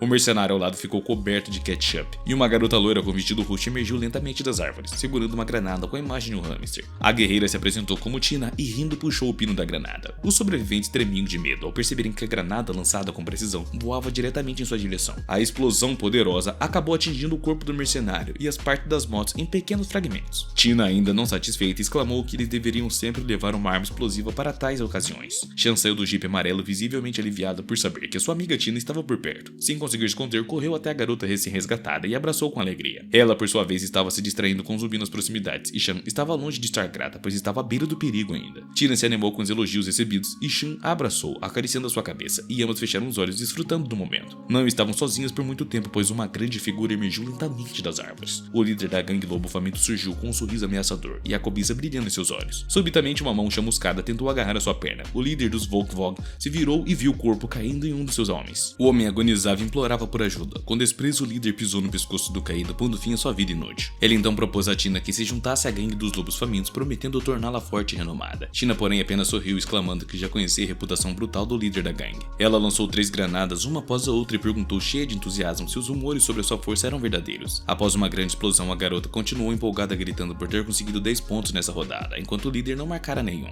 Quase imediatamente após a primeira explosão, outra aconteceu, e quando a fumaça começou a dissipar-se, o furioso líder dos lobos emergiu. Ele berrava que o jogo apenas começava, e os gritos de surpresa e o medo das meninas ecoaram pelo local. Zoyuan também ouviu, e o seu coração afundou. Ele intuiu que Shan estava em perigo, e sabendo disso, acelerou ainda mais a sua moto, pois depois de alguns minutos, ele parou, sentindo uma urgência de acelerar ainda mais para salvar a garota. Ao encontrar o líder dos lobos à sua frente, o protagonista se surpreendeu, mas estava pronto para enfrentar a gangue. O líder pisava na cabeça de Shan e desafiava Zoyuan, questionando se ele chegaria a tempo para salvar as 2 moças, e Tina estava caída no chão. A raiva de Zoyuan era imensa, e ele amaldiçoou o líder e toda sua gangue e partiu para o confronto. O homem reagiu com um gesto obsceno, satisfeito por ter provocado o protagonista, e os punhos de Zou se cerraram involuntariamente. Ele estava decidido a acabar com essa gangue, pois um soco rápido atingiu a bochecha esquerda do líder, que teve que admitir que a velocidade de seu oponente era insana. O impacto foi tão forte que o corpo do líder bateu contra um tronco da árvore, quebrando-o. Zou correu para Shan, levantando em seus braços, perguntando como é que ela estava. Ela tentou sorrir, claramente aliviada por estar no braço dele, mas o líder da gangue se levantou e se sacudiu, divertido pelo incidente, tocando o local dolorido, sorrindo, pensando como é que faria o protagonista pagar por todas essas contusões. Descartando os restos da árvore, ele avançou, gritando que era sua vez de mostrar a sua força. O gigante cerrou o punho, prometendo demonstrar a sua verdadeira força, mas o protagonista observava calmamente, cruzando os braços, preparado para bloquear o ataque vindouro. Zoyuan rapidamente percebeu que o gigante se movia com agilidade, e o líder do clã zombando dele, proclamando que tudo seria em vão, e desferiu um golpe com um soco. Zoyuan foi arremessado a alguns metros de distância, colidindo contra uma árvore. Ele se agachou e refletiu por um instante, mas o chefe da gangue era visivelmente mais forte. Ele precisaria de novas habilidades. Rapidamente rapidamente acessou o menu do sistema, onde comprou uma habilidade de combate intermediário e um aprimoramento de força. Infelizmente, a loja do sistema tinha opções limitadas para aprimoramento de combate. No entanto, o protagonista sentiu uma onda poderosa de energia fluir por todo seu corpo após gastar 50 pontos. O líder da gangue dos lobos famintos já se via como vencedor, confiante de que lidaria facilmente com o jovem. Quando tentou golpeá-lo novamente, para sua surpresa, Zhou Yuan calmamente agarrou seu punho apressado. O homem ficou confuso, incapaz de entender como é que aquilo era possível, e lutando inutilmente para se libertar-se, como se estivesse enfrentando uma máquina e não um ser humano. Zhou Yuan riu, satisfeito por ter conseguido interceptar facilmente o golpe rápido do adversário, e o resultado do confronto já parecia previsível. Rapidamente, Zhou agarrou o cotovelo do líder do clã lobo com a outra mão e puxou em sua direção, mas no instante o líder dos lobos foi jogado ao chão. Zhou habilmente lançou seu enorme adversário sobre si e as costas do homem atingiram o solo com força. As feridas o fizeram tossir e respirar com dificuldade, suando profundamente, e o homem não fez nenhuma tentativa de se levantar. O protagonista deu mais um soco com desdenho, questionando o que mais o líder dos lobos poderia fazer, mas subitamente o homem começou a se transformar. Suas mãos e pés assumiram a forma de pata, e a sua pele começou a se estender, e uma enorme pata quase atingiu o rosto de Zhou, que por pouco desviou. O líder transformado rosnou que era o fim, e Zhou sentou-se no chão chocado, sem acreditar no que seus olhos viam. Um lobo gigante de olhos vermelhos apareceu de repente ao lado do jovem, e ele explicou que nenhum mortal poderia se comparar aos espertos. Era a primeira vez que o protagonista ouvia esse termo e pediu uma explicação, pressentindo que não era algo positivo. O enorme lobo rugiu furiosamente ao explicar que apenas aqueles que ganhavam poder devorando cristais de energia podiam se tornar despertos. Decidido a que o jovem já sabia o suficiente, o colosso cinza avançou em sua direção. Zhou mal teve tempo de saltar para trás, mas ainda assim, o grande lobo deixou 3 marcas de garras em seu corpo. O monstro imenso se aproximava cada vez mais, prometendo ao seu adversário que lhe devoraria, devolvendo então o soco em dobro. O Proto olhou ao redor e as 2 garotas estavam bem atrás dele. Para protegê-las, teria que manter o monstro à distância, então começou a correr, gritando que tinha um osso para o cachorrinho. O líder enfurecido rosnou que era um lobo e não um cachorro, e seguiu o protagonista em direção à floresta densa. Zhou avistou uma árvore alta com galhos confortáveis, e conseguiu subir nela a tempo. O líder do clã lobo chegaria em breve. Tudo que o protagonista tinha que fazer era esperar a sua ingênua vítima. O lobo se ergueu sobre as patas traseiras e circulou a árvore, farejando um cheiro tanto quanto familiar. Ele sabia que o jovem estava por perto, e o protagonista saltou da árvore, espada em punho, esperando que seu ataque surpresa pegasse a besta desprevenida. O imenso lobo abaixou-se e esquivou-se do ataque no exato momento, e emitiu um rugido. Contente por ter iludido seu adversário, o monstro segurou Zhou Yuan pelo pescoço e ameaçou a derrotá-lo com uma mordida, vangloriando-se de que seu olfato era 10 vezes superior ao do ser humano. Contrariando as expectativas, o jovem não se arrastou e nem implorou por misericórdia. Ao contrário, sorriu e velou que tinha descoberto como derrotá-lo. O enorme monstro retribuiu o sorriso, convencido de que sua invencibilidade, certo de que Zhou Yuan apenas ganhava tempo. O rapaz então abriu a boca e exalou um hálito pútrido sobre o lobo. O chefe do clã torceu o nariz e soltou o pescoço do rapaz. O odor fétido fez os olhos do lobo lacrimejarem. Ele cobriu o focinho com as patas e irritado questionou o que era aquilo. Mas o protagonista confessou alegremente o segredo de sua arte da culinária, afirmando que tal cheiro faria qualquer cachorro regurgitar. O lobo furioso percebeu que estava sendo provocado e infelizmente continuava com a pata cobrindo seu nariz. O protagonista então desembainhou sua katana afiada e declarou que isso era tática. Agora testaria suas habilidades de espadachim. O golpe foi veloz e o lobo apenas conseguiu mover a pata para frente, e ao perder a pata, o monstro uivou de dor. Agora o líder do clã lobo faminto estava completamente debilitado, e o jovem encerrou a heróica luta rapidamente. Subitamente viu algo brilhando intensamente no corpo do enorme lobo e, curioso, aproximou-se para examinar. Descobriu que o brilho provinha de um cristal multicolorido no peito da criatura que acabara de evadir. Zhou Yuan surpreendeu-se ao perceber que havia obtido o cristal mais raro do mundo, algo que jamais vira até mesmo em lojas. O sistema notificou que com isso o protagonista ganharia uma nova habilidade para controlar os zumbis. O rapaz quase dançou de alegria, agora era ainda mais forte e podia ser caixa de monstros como servos. Enquanto isso, o sistema lhe atribuiu uma nova missão: construir um refúgio, e se falhasse, o esperava uma situação desafiadora. Zhou Yuan exclamou que essa era uma condição severa demais, e o sistema informou que a decisão final dependeria apenas dele. O jovem abaixou a cabeça desanimado, já não apreciando a situação, e de qualquer forma precisaria encontrar aquelas garotas e traçar um plano. Horas mais tarde, Tina contava alegremente que Shan não havia salvo a sua vida há 3 anos. Desde então ela se tornara uma caçadora independente, e Zhou Yuan mal podia acreditar que uma garota tão jovem pudesse se tornar uma caçadora completa. Shan pediu que ele não subestimasse a sua amiga, pois ela fazia parte dos despertos. Tina explicou que uma vez infectada, algumas pessoas não se tornavam zumbis, mas adquiriam superpoderes. Com um sorriso, ela revelou que a sua habilidade era criar explosivos com materiais improvisados, e pegando uma xícara comum, ela fez um pouco de mágica nela e convidou a admirar o resultado. Ao ser lançada para fora da loja e entrar em contato com o chão, a xícara explodiu, como se estivesse cheia de explosivos. O Proto observou atônito o milagre criado, e supôs que os despertos não podiam ser derrotados. Shan movia a cabeça desesperadamente em várias direções, explicando que os despertos também podiam ser vulneráveis. Por exemplo, o lobo era de nível 4. Tina expressou admiração ao dizer que gostaria de poder trabalhar ao lado do protagonista, pois ele era capaz de matar um monstro daqueles sozinhos, e o jovem sorriu com timidez. Zhou Yuan não se incomodava em trabalhar com a corajosa caçadora, a expert em explosivos. Depois de vencer a gangue dos lobos famintos, descobriu que o grupo de mercenários tinha intenções próprias. Revelou-se que o líder dos lobos desejava tomar seu assentamento para estabelecer a sua base, portanto, estavam agradecidos por Zhou Yuan tê-lo eliminado. O jovem fez um gesto despreocupado com a mão, declarando que tudo estava resolvido e podiam retornar à fazenda e retomar as suas atividades. Um dos mercenários relatou que a sua fazenda ainda estava sob o domínio da gangue Lobo, e então esperava encontrar refúgio ali. Zhou Yuan olhou pensativo para os homens ajoelhados, pois parecia que o momento de iniciar a construção de um refúgio era ali. Nesse instante, as caçadoras se aproximaram, correndo, e começaram a gritar alto sobre a necessidade de se vingar das insolentes pessoas, prometendo que Tina detonaria todas. Enquanto isso, os bandidos do clã Lobo Faminto divertiam-se na fazenda Dark Moon,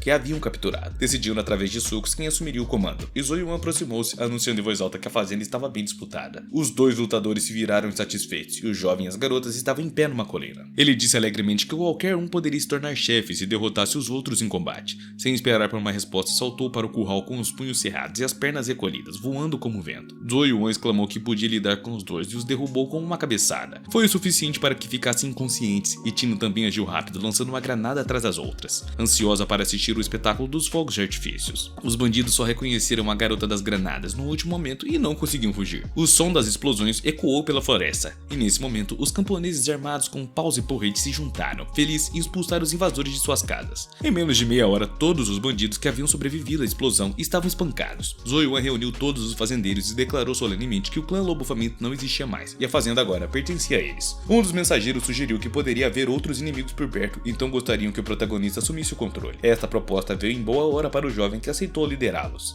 Viveriam como uma família e se defenderiam juntos. Todos os camponeses gritaram de alegria, contentes por viverem sob uma proteção segura. Enquanto isso, o sistema atualizava os dados da missão, revelando que os pontos de habilidade da fazenda estavam no nível mais baixo. Zhou Yuan quase gritou de frustração e não podia acreditar que teria que gastar tantos cristais e ouro para aquela tarefa. Nesse momento, Wen Wen veio correndo e os seus olhos brilhavam de felicidade. Ela anunciou com orgulho que havia encontrado o cofre da gangue do Lobo. Apoiada na porta do cofre numa postura sedutora, supôs que deveriam haver muitos tesouros lá dentro. Zhou Yuan quase morreu de vergonha, pois sentiu-se um pouco constrangido ao olhar para a garota daquele ângulo. Admitiu que realmente havia muitos tesouros, e o cofre estava quase transbordando de cristais de várias cores, principalmente amarelos, mas também alguns azuis raros. Wen Wen ponderou sobre as outras necessidades e calculou quantas batatas poderiam comprar com aquilo. A garota sugeriu que precisavam de mais gente para guardar tanta riqueza, pois alguém mais forte poderia chegar. Zhou Yuan não hesitou, e com os recursos que o sistema lhe ofereceu, ele sabia exatamente como solucionar o problema da falta de mão de obra. Ele se aproximou dos bandidos caídos e utilizou sua habilidade para subjugar os zumbis, e sentiu algo mudar. Decidiu começar revivendo 3 mortos para ver como a habilidade funcionava, estendendo a mão em direção aos corpos. Zhou Yuan ordenou que se levantassem, e uma névoa transparente começou a emanar de sua mão.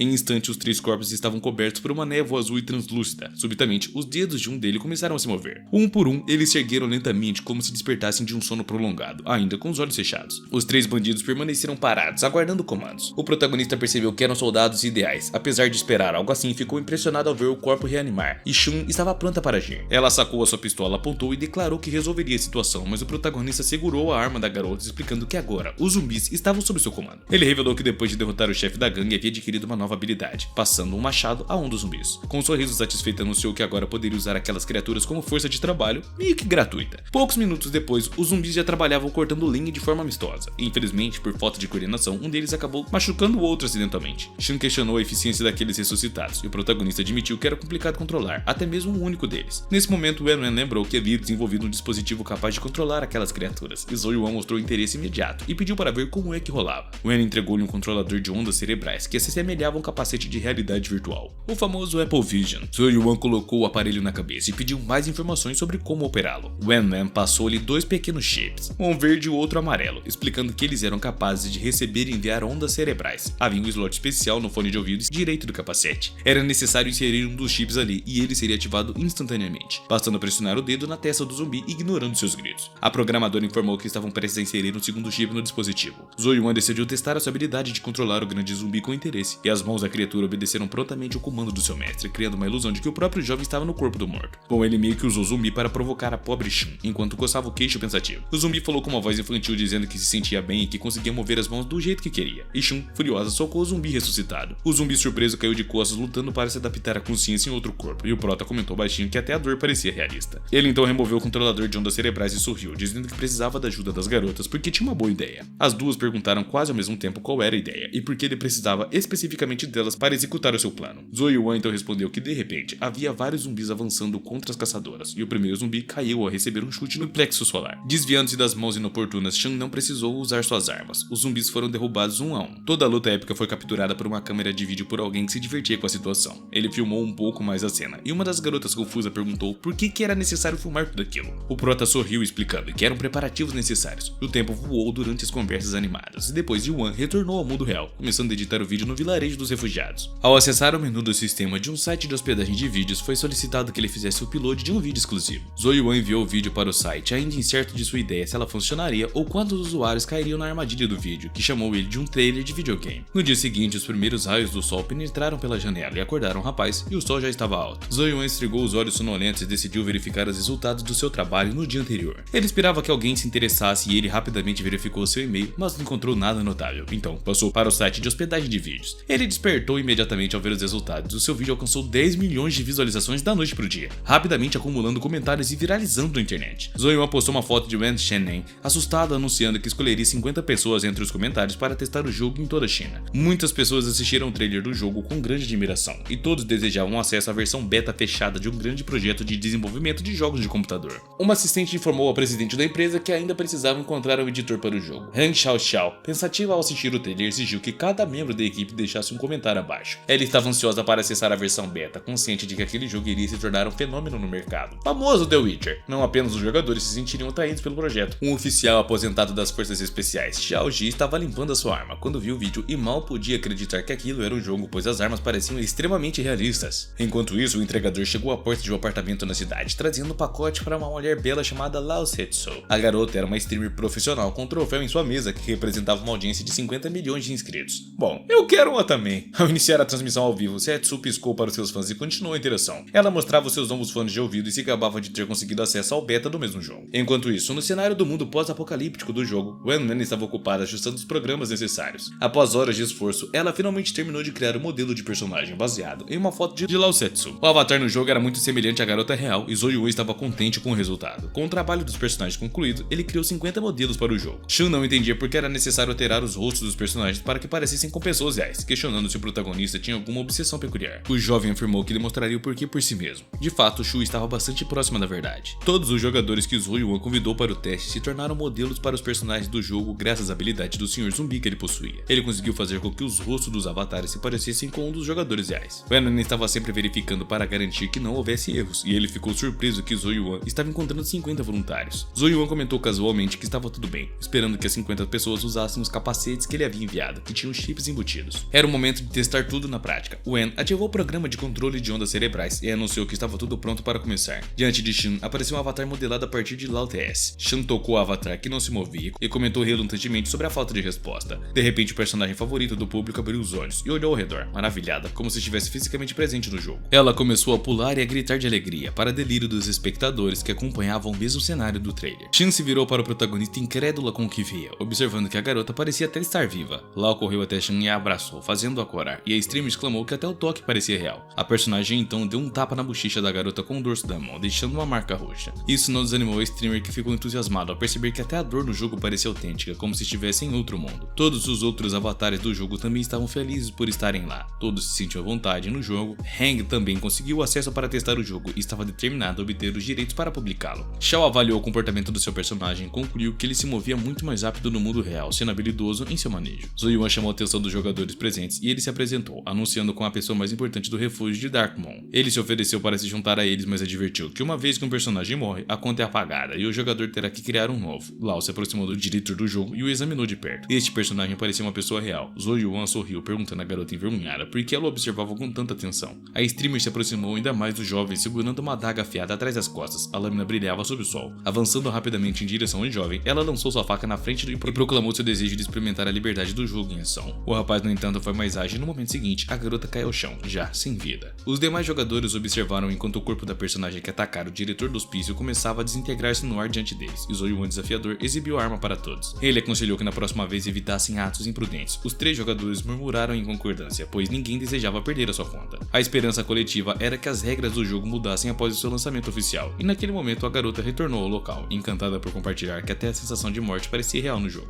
Simultaneamente, o diretor enfatizou que os personagens não jogadores do campo de refugiados deveriam ser preservados. Ao contrário dos jogadores, os NPCs não têm capacidade para retornar à vida, e ele explicou detalhadamente como distinguir um jogador de um NPC. A função de observação deveria ser utilizada para aquela finalidade, e Xiao Yi, educadamente levantando a mão, sugeriu que os jogadores poderiam fazer o que desejassem fora do acampamento. equipamento. Xiao questionou como um jogador poderia aumentar a sua força e aprimorar os seus equipamentos, ao que Prota explicou que ao derrotar zumbis, seria possível encontrar cristais que poderiam ser trocados por equipamentos apropriados. Além disso, completando missões dadas pelos personagens não jogadores dentro do refúgio, os jogadores poderiam ganhar pontos para trocar por recursos. Ele também mostrou como acessar o menu do sistema, onde cada jogador poderia consultar informações sobre o seu personagem a qualquer momento. Todos se apressaram em acessar o menu cheio de interesse, e depois de receber as informações sobre si mesmo, Xiao Qiao refletiu se já havia visto aquilo antes. O diretor do refúgio então disparou pelos ares anunciando o início de uma aventura emocionante, desejando a todos uma boa sorte. Lao Ti decidiu explorar a floresta e logo encontrou 2 de seus admiradores cumprimentando, com alegria e um sorriso no rosto. Em resposta, a garota expressou sua preocupação com as tediosas tarefas do refúgio e sua vontade de se fortalecer rapidamente. Enquanto conversavam, 3 zumbis de pele verde surgiram no horizonte. Ela, entusiasmada, gritou para chamar a atenção deles, erguendo orgulhosamente a sua adaga, anunciando com jactância que aquele seria apenas o primeiro passo em seu caminho para a glória. No entanto, nem 3 minutos se passaram quando Lao e seus admiradores, agora envergonhados, foram forçados a recuar para fora do refúgio. O entusiasmo inicial havia desaparecido, pois os monstros revelaram-se surpreendentemente fortes. A streamer aproximou-se então do diretor do asilo e perguntou se havia alguma tarefa disponível que não exigisse habilidade de combate. O prota respondeu alegremente que cada jogador poderia optar por cultivar a terra ou ajudar na construção de casas, se assim quisesse. Lao achou uma tarefa aceitável para melhorar o seu caráter, sorriu e pediu para arar a terra,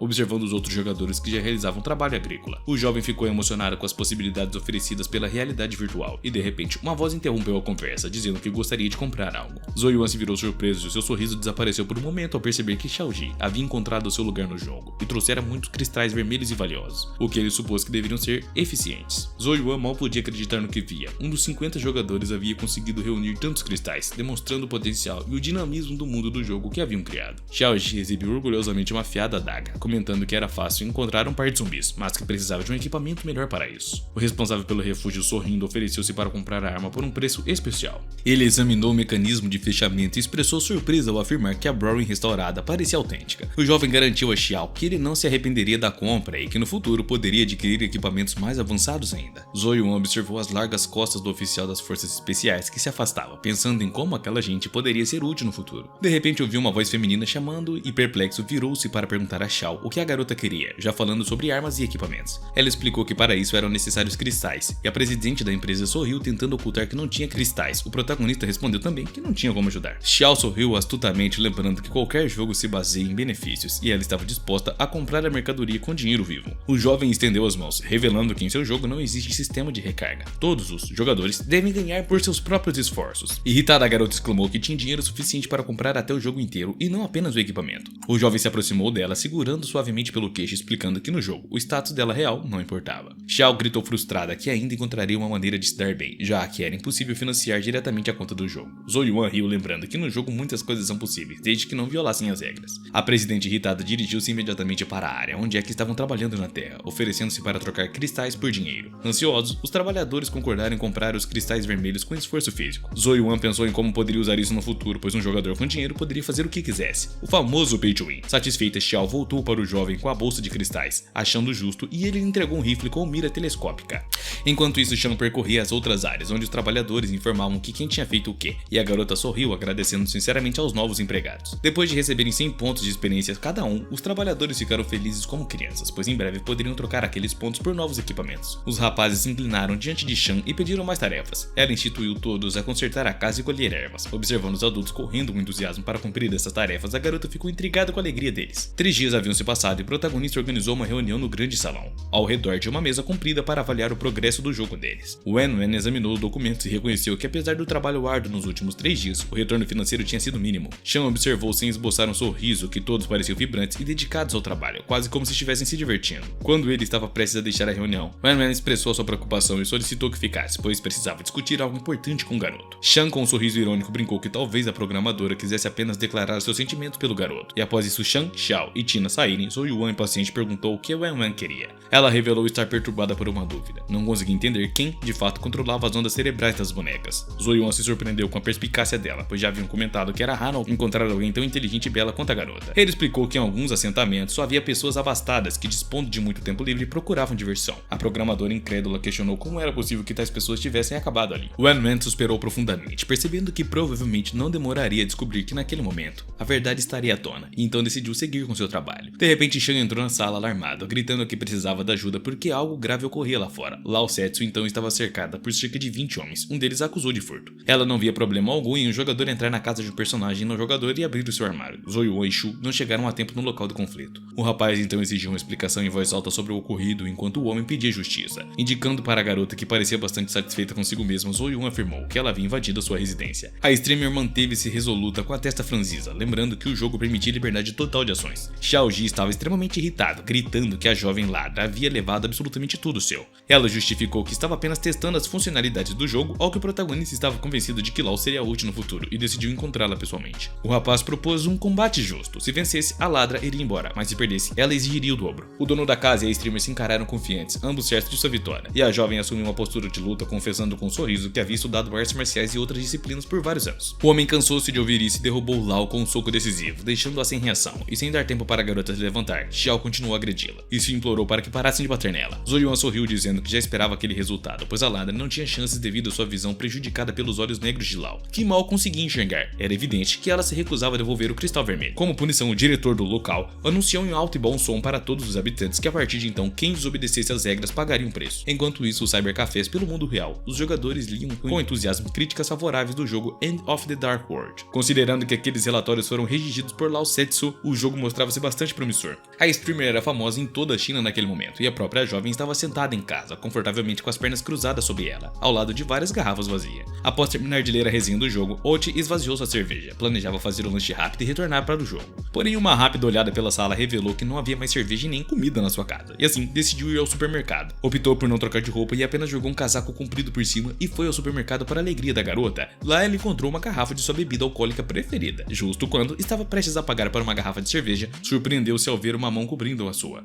Zoyuan sorriu e ofereceu dar-lhe uma garrafa se ela quisesse. Lao, com o rosto coberto pelo capuz, agradeceu ao jovem cuja face lhe era estranhamente familiar. Observando melhor, ambos ficaram surpresos ao reconhecerem um ao outro como personagens do teste beta do popular jogo. Decidiram então ter um encontro casual no mundo real e foram beber cerveja no apartamento da garota. Entre risos, a garota comentou que agora entendia por que não conseguiriam eliminar o líder dos refugiados, que acabou sendo uma pessoa normal. Zoyuan hesitou e admitiu que a sua empresa estava com poucos funcionários e que precisava dar o exemplo. E a streamer, um pouco embriagada, mostrou-se encantada com a franqueza do garoto, e reconhecendo que o jogo era bom, mas criticou o criador por não ser muito simpático. O jovem decidiu também expressar a sua opinião. Não imaginava que uma garota tão atraente pudesse levar uma vida tão normal, pois o seu quarto estava completamente desorganizado, as roupas estavam espalhadas pelo chão e caixas vazias por todos os lados. Lao comentou que para seus fãs a sua personalidade era mais importante que a sua aparência ou seu corpo. Zoyuan observou a garota e comentou que era um desperdício não valorizar tanto uma figura atraente daquelas, e a streamer corou, desviando o olhar, apreciando os elogios sobre si mesma. O jovem sorriu satisfeito, dizendo à garota que ela não precisava se desculpar, pois a sua figura era realmente muito atrativa. O homem pegou um bloco de notas e propôs que discutissem sobre o jogo, questionando o que mais poderiam adicionar para atrair mais jogadores. A garota declarou prontamente que o jogo possuía conteúdo insuficiente e sugeriu a inclusão de um sistema de masmorras, ao que o prota compreendeu imediatamente o caminho a seguir, abraçando a sua amiga com entusiasmo, exclamando que a solução era muito simples. Na saída, ele acenou e disse que precisava ir aprimorar o seu jogo, agradecendo sinceramente a garota por isso, e a porta principal se fechou com um estrondo, deixando a mesma sozinha. Durante a conversa, eles consumiram toda a comida disponível na mesa e a streamer abraçou os joelhos, sentindo-se um pouco ressentida, refletindo relutante que ele tinha ido embora rápido demais, sem sequer perguntar o seu nome. Após explorar a floresta do apocalipse virtual, imediatamente acessou o menu do sistema para criar um novo modo de masmorra. O terreno foi dividido em 10 níveis de dificuldade, além de introduzir armas mortais, isso custando ao jovem 500 pontos. Após alguma reflexão, ele selecionou as coordenadas do mapa para o primeiro teste, um portal roxo que surgiu diante do diretor do asilo. O sistema anunciou a criação de uma zona de testes para 4 pessoas. Zoyuan realmente esperava que os 500 pontos investidos na masmorra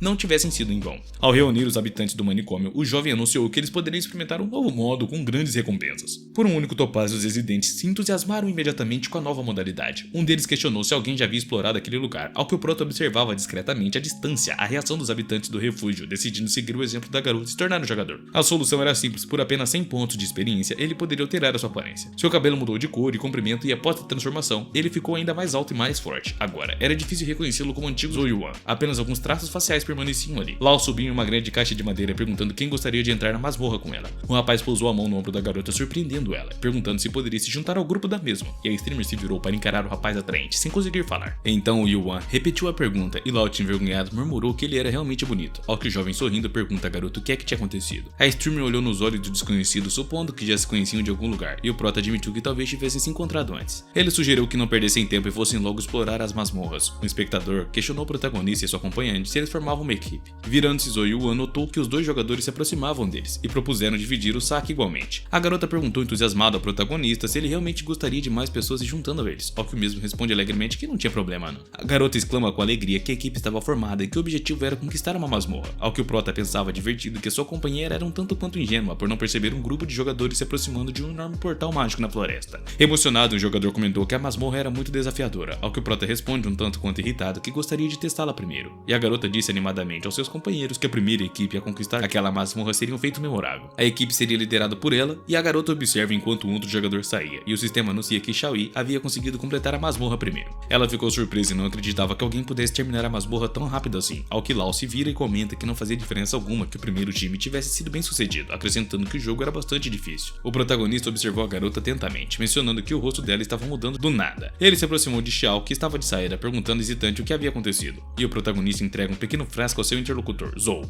recomendando que usasse o remédio. Em seguida, o jogador expressou sua gratidão ao protagonista pela ajuda. Relutante, um homem questionou o prota por que precisavam de ver as suas provisões estranhas. Zou respondeu que não era da conta dele o que fazia com seus pertences, o que irritou o homem. Em seguida, Zou o acalmou explicando que havia apenas dado o chá, e a garota anunciou alegremente que se estavam todos prontos, deveria abrir a masmorra. O sistema informou aos jogadores que eles entrariam na masmorra da floresta zumbi em 3 segundos, e a garota e seus companheiros se prepararam. O sistema os instruiu a derrotar um chefe de nível baixo em 60 minutos. Lava exclamou admirada que o jogo tinha um ambiente muito agradável e olhou em volta surpresa. O protagonista perguntou à garota se ela realmente conhecia o criador daquela ideia, e Lau respondeu que havia ensinado muito ao criador. De repente, um jogador se alarmou, gritando para os companheiros olharem à frente. O prota e seus amigos estavam cercados por enormes serpentes verdes, todas elas vorazes e venenosas, sibilando e se lançando sobre os jogadores. Lau gritou apavorada pois as serpentes a aterrorizavam, e ela tentou se abrigar. O prota retalhou uma serpente em pedaços, alertando seus amigos para terem cuidado. Zou gritou para os outros jogadores que a serpente venenosa tinha pouca vida e podia ser derrotada com um único golpe. Os jogadores agarraram as suas armas e começaram a atacar os répteis, o que os cercavam. A garota aterrorizada agarrou uma das serpentes e gritou que eram muito horríveis, e Lau gritou em pânico que não aguentava mais e arrancou uma delas. A garota exclamou que estava com um pouco de medo e os jogadores observavam o corpo da serpente caído ao redor do chão. O jogador gritou horrorizado e a sua namorada perguntou surpreso o que é que havia acontecido. Van gritou aos seus amigos assustado que havia sido mordido por uma serpente e mostrou as marcas da mordida no ombro. O jogador assustado e ferido ajoelhou-se, pedindo aos seus amigos que fossem embora e o deixassem para trás. O protagonista tranquilizou seu companheiro com um sorriso, dizendo que a serpente não era tão venenosa e que bastava extrair as toxinas. O amigo se aproximou de Banya e disse que, embora se conhecessem há pouco tempo, o ajudaria. O jogador agradeceu ao seu amigo chamado Lu e disse que se lembraria de sempre a sua bondade. Em seguida, o rapaz se aproximou do companheiro e sugou o veneno do ombro dele, e o jogador exclamou feliz que estava aliviado. O protagonista e sua acompanhante observavam, achando difícil suportar aquela cena, e Lau pediu ao prota que se afastasse com ela.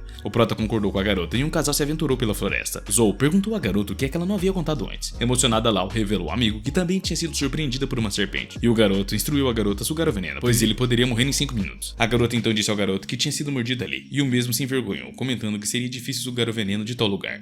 Lau disse calmamente que não se envergonhava e o prota se aproximou da mesma. Entusiasmado, disse que poderiam então sair dali o quanto antes. Lau aguardava que o seu companheiro extraísse o veneno, embora soubesse que era apenas um jogo, para ela parecia muito real. Depois do procedimento, o protagonista com um sorriso agradece a garota pelo convite, e Lau pede que ele se mantivesse em silêncio, pois poderia perder o seu status. Van estava muito feliz e agradeceu ao amigo chamado Lu, dizendo que também o ajudaria se necessário, e Lu respondeu um pouco timidamente que também tinha sido mordido. Van respondeu alegremente que o ajudaria a eliminar o veneno, e Lu começou a tirar então a faixa do veneno, e explicando ao amigo que tinha sido mordido nas costas. O protagonista e a sua garota se aproximaram perguntando surpresos o que é que eles estavam fazendo, ao que Lau disse ironicamente aos amigos que poderiam prosseguir. O cara sugou o veneno das costas do seu amigo, gritando para os companheiros que não era o que parecia. O protagonista pediu à companheira que se afastasse dele e disse que não precisava de explicações, e após isso o grupo de jogadores seguiu adiante. Eles chegaram a um pântano verde perigoso e a garota observou ao redor, lembrando que a masmorra se chamava Floresta, mas até então não tinha encontrado nenhuma árvore. O homem na van disse alegremente à garota que mesmo se zumbis aparecessem, eles a protegeriam, e Lau gritou irritada para que seus companheiros não ficassem querendo protegê-la. De repente, algo se moveu nas profundezas do pântano, pois alguém tinha despertado lá. Um enorme demônio verde saltou do pântano. Ivan ficou assustado e surpreso, e o zumbi do pântano atacou o jogador, mordendo sua cabeça. O cara estremeceu de medo, pois sentiu que a sua cabeça estava prestes a explodir, e o prota gritou para o seu companheiro se abaixar, sacando a sua espada. Ele brandiu sua espada vigorosamente para eliminar o zumbi. Conseguindo proteger o seu companheiro Van, ele capturou a cabeça do zumbi com a sua espada. Van gritou surpreso com a precisão do golpe do prota, pois foi muito demais. Zou Yuan comentou sarcasticamente que tinha mirado um pouco alto, e a garota, assustada, gritou para seus companheiros não se distraírem. Eles olharam ao pântano, e os jogadores viram um grande número de monstros verdes começarem emergir do brejo. Zhou Yuan observou o monstro, percebendo que o zumbi à sua frente era apenas de nível 1 e ele poderia ter lidado com ele sozinho. O jogador Van estava furioso, desafiando os zumbis, questionando como é que usavam paralisar a sua careca.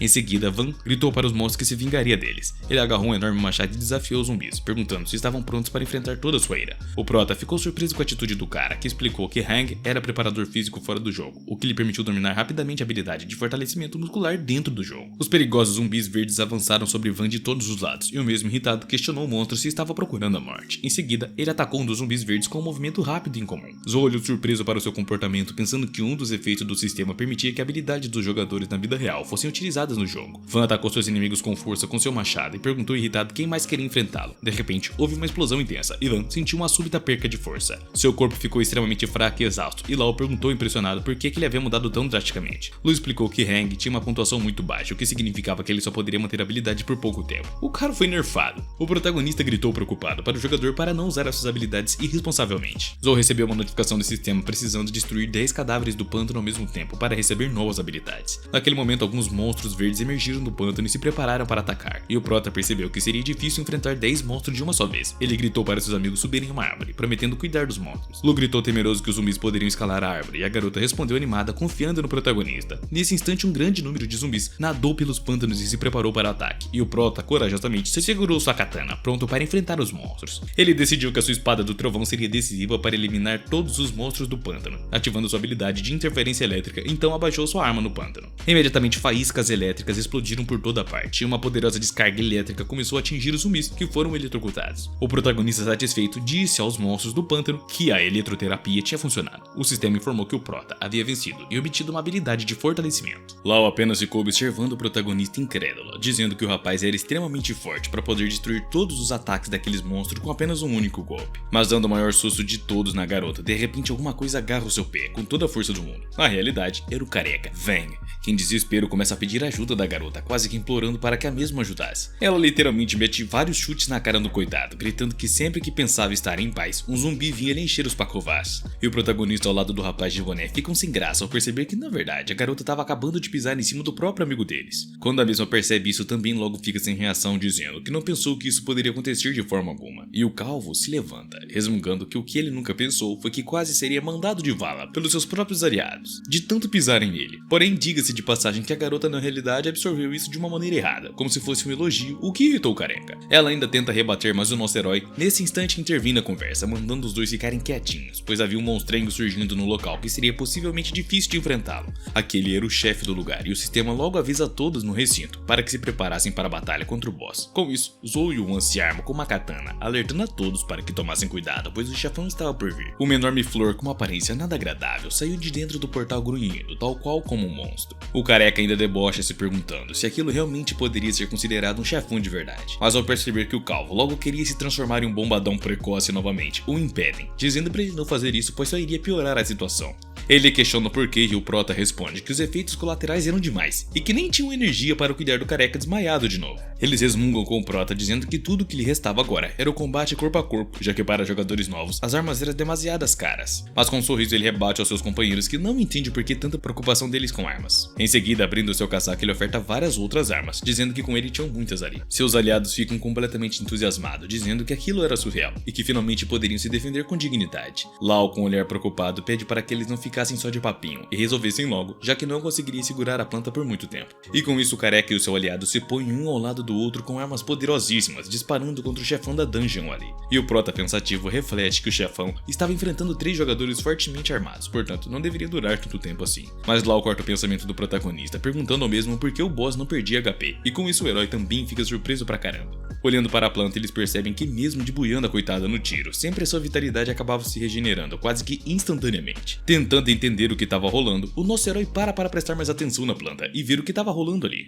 Em seguida, ele percebe que o HP dela estava subindo porque a mesma estava usurpando do HP do zumbi que estava no pântano. Bom, dos zumbis, né?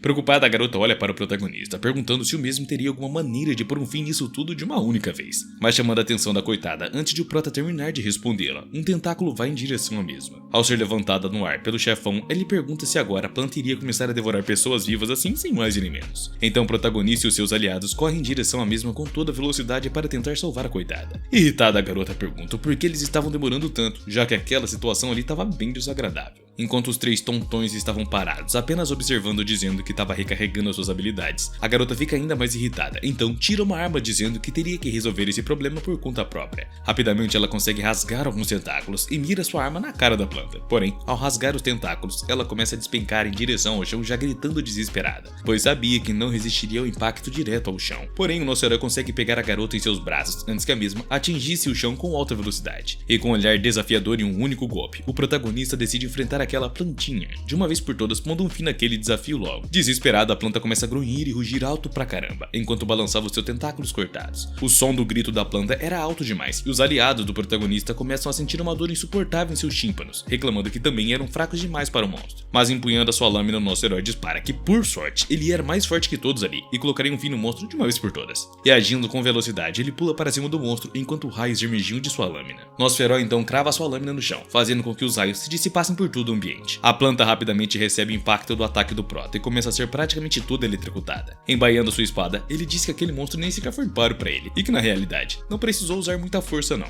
Mas algo começa a acontecer com o monstro e logo um aviso aparece na frente do herói, dizendo a Zou que a atitude babaca dele acabou enfurecendo o monstro, que por sinal, acabara de mutar em busca de vingança. Wang nesse momento começa a ficar feliz, dizendo que agora, pelo menos, receberiam mais recompensas pelo monstro ser mais forte. Mas o seu amigo, desanimando o coitado, pergunta se por acaso ele acredita que eles teriam capacidade de derrotar aquela porcaria. Nosso herói nesse momento também fica preocupado, se perguntando como carambas isso poderia ser possível, afinal o monstro deveria ter ido de ralo, sem mais nem menos. Wen aparece rapidamente dizendo algumas informações sobre o monstro para o prota, que fica surpreso. Em um peteleco na garota, ele pergunta de onde foi que aquele fantasma saiu, mas claro, isso era só um fruto da imaginação dele. O monstro logo cospe algumas esferas de gosma para a direção do protagonista e os seus aliados, que se surpreendem de novo. Na verdade, ao perceberem o impacto, entende que as gosmas verdes na verdade era ácido, que destrói tudo que tocava. Preocupado, nosso herói pede para que todos tivessem cuidado, pois o muco da planta era corrosivo demais e destruiria tudo. Mas já era tarde demais, pois ao se virar, o protagonista percebe que os seus 2 companheiros estavam cobertos por aquela gosma corrosiva. Mas o que deixa ele mais triste é ouvir os gritos de socorro de Lau, pedindo para que ele ajudasse. A garota estava coberta pela gosma corrosiva, que acabou correndo as suas vestimentas. Rapidamente, em um ato heróico, o nosso protagonista entrega sua blusa para a mesma e pede para que ela tivesse mais cuidado da próxima vez. Em seguida, o monstro ataca, mas o mesmo desfaz o golpe com um ataque rápido com a sua espada. Mas uma gota cai em seu braço, e com isso o rapaz percebe a seriedade daquela situação e que não era brincadeira não. Lu aparece dizendo que tinha uma ideia, já que entendia de química por ter sido professor de química na vida real. Depois de usar alguns objetos que tinha ali por perto, ele consegue fazer um tipo de bomba explosiva. Ele entrega aquela bomba explosiva para o prota, que é mais conhecido por todos como um coquetel molotov.